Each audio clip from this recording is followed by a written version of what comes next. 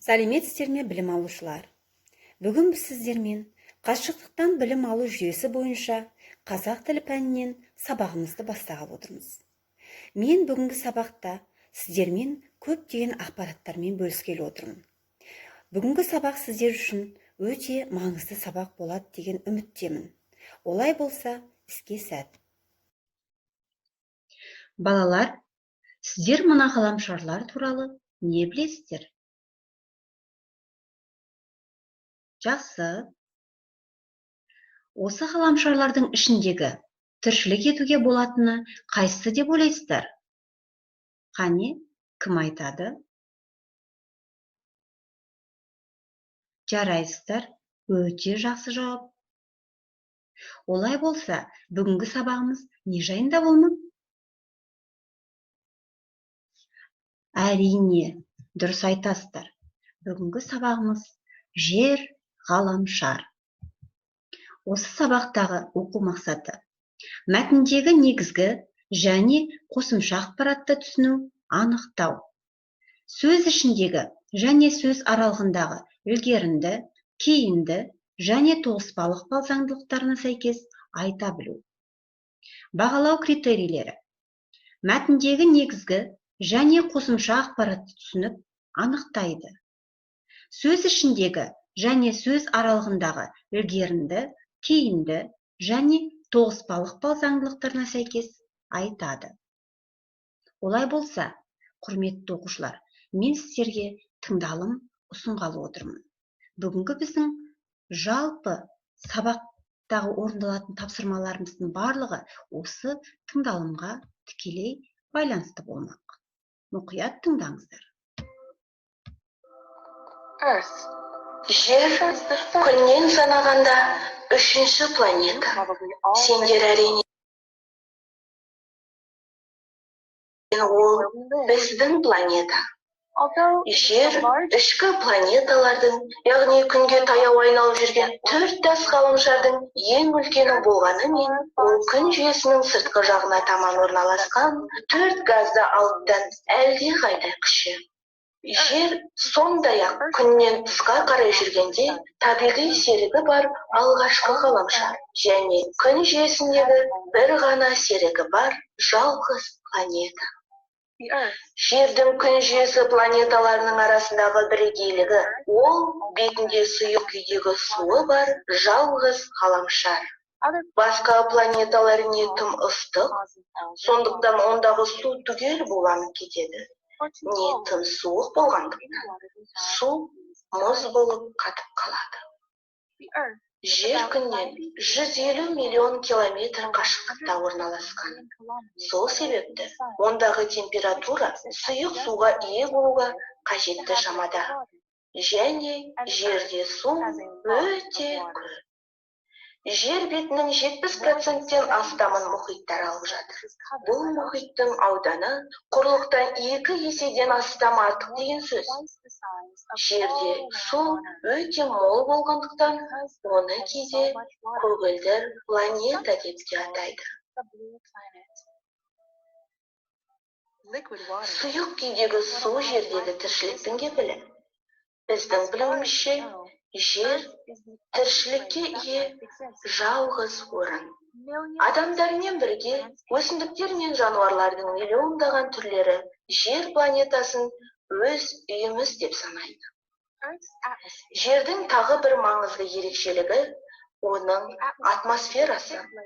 Атмосфера бұл жерді толық қоршап тұрған қалың газды қабат. Ол негізінен азот пен оттегінен тұрады. Атмосфера бізге тыныс алуға мүмкіндік береді. Ол сондай-ақ күн қызуын ұстайтын жамылғы ретінде әрекет етіп, жердегі жылуды сақтауға көмектеседі. Атмосфераның тағы бір пайдасы, ол жерді күннің зиянды ультракүлгін сәулелерінен және де метеорлардан қорғайды. Ғарыштан жерге құлаған нәрсенің бәрі атмосферадағы газдарға үйкеледі де, қатты қызады. Олардың көбісі жер бетіне жетпей-ақ толық өртеніп кетеді. Ал қалғандары жерге тигенше әлде қайда кішірейіп кетеді. Балалар, сіздер бейнематериалды көрдіңіздер. Олай болса, біздің осы бірінші тапсырмамызды орындауға көшкеніміз абзал болар. Бірінші тапсырманы мен сіздерге сен маған, мен саған әдіс арқылы ұсынғалы отырмын.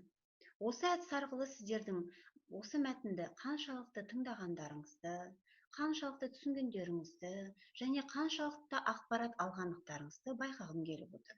Олай болса, бірінші сұрағым. Бейнематериалдан нені байқадыңыздар? Дұрыс айтасыздар. Тамаша. Екінші сұрақ. Жердің басқа ғаламшарлардан айырмашылығы неде? Жарайсыздар.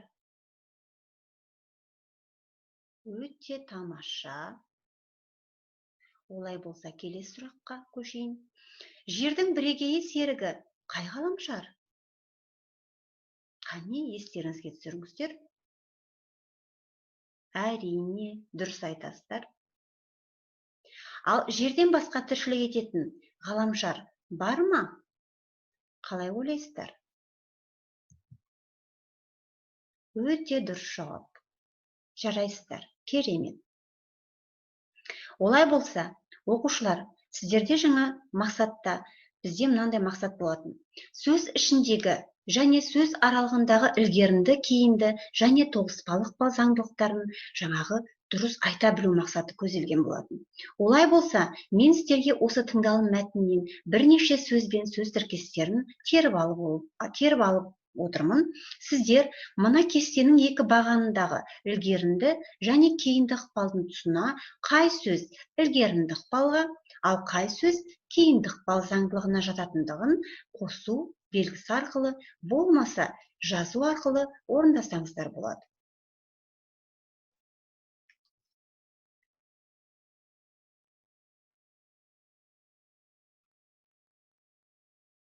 Мен ойлаймын, сіздер дұрыс орындады деп. Олай болса, өзімнің нұсқамды сіздерге ұсынғалы отырмын. Әрі қарай, алып жатыр, өте көп, әлде қайда, сұйық күйдегі, газды қабат. Балалар, сіздер байқаған шығарсыздар, сөз бен сөздің, сөз бен қосымшаның арасындағы дыбыстардың бір-бірімен үндесуі кезінде қандай өзгеріске ұшырайтындығын.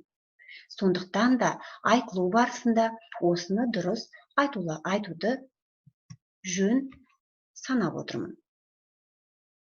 Жақсы, рахмет. Онда мен сіздермен үшінші тапсырмама көшкім келіп отыр. Тыңдалым жаңағы материалы бойынша сіздер мәтіндегі негізгі және қосымша ақпараттарды анықтап ажырату керексіздер. Ол үшін мен сіздерге мынандай кестені дайындап қойдым. Мәтіннен алынған ақпараттар.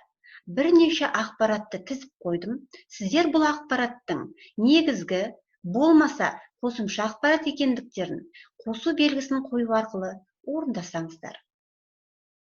Бірінші, жер күн жүйесіндегі күннен әрі қарай санағанда үшінші ғаламшар. Оқушы, қалай ойлайсыз? Бұл негізгі ақпарат па, әлде қосымша ақпарат па? Сіздің жауабыңыз. Келесі. Жер күн жүйесінің басқа ғаламшарлар сияқты әр түрлі жұлдыздардың шаңы мен газдарынан құрылған. Жер күн жүйесіндегі серігі бар жалғыз ғаламшар. Жер сұйық күйдегі суы бар жалғыз ғаламшар. Басқа ғаламшарлар не тым ыстық, су буланып кетеді, не тым суық, мұз болып қатып қалады. Жер мен күн арасындағы орта қашықтық 1,5 миллион. Жер бетінің 70%-дан астамын мұхиттар алып жатыр. Құрметті оқушы, мен ойлаймын, сіздер осы ақпараттарды дұрыс анықтайды деп. Жарайсыздар. Келесі тапсырмам мынандай болмақ. Сіздер мына мәтіннің ішіндегі көп нүктенің орнына қажетті сөздерді қойып, көшіріп жазу керексіздер.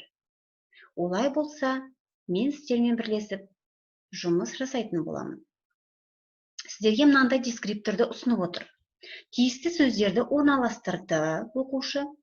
Жазу барысында қате жібермеуге тырысты. Олай болса, бастайық. Егер жер мен күннің арасындағы қашықтық қазіргі орнынан болғанда, ғаламшарымыз суып, атмосферадағы айналымы бұзылып, жерде мұз дәуірі орнайтын еді. Ал жер мен күннің арасындағы қашықтық қазіргі орнынан болғанда, онда ғаламшарымыз атмосферадағы су айналымы бұзылып, жерде болмас еді. Сіздерге біраз уақыт берейін.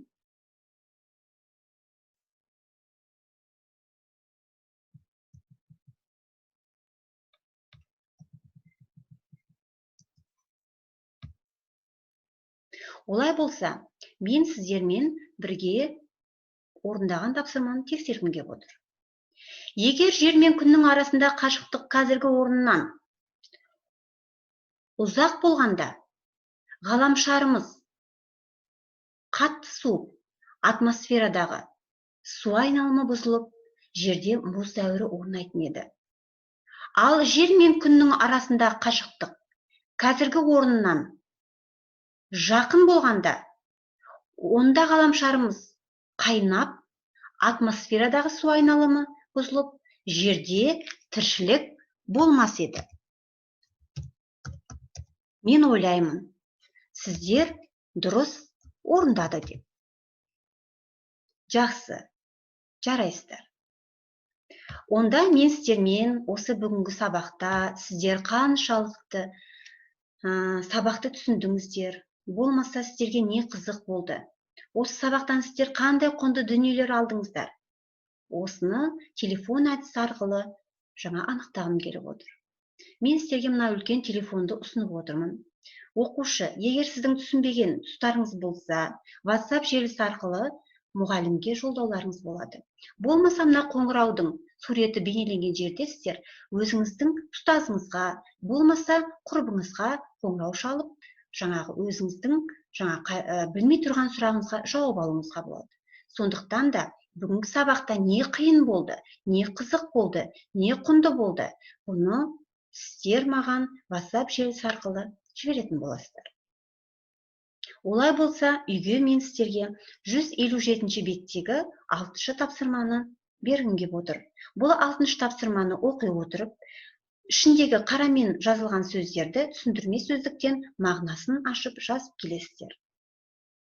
Олай болса, сау болыңыздар.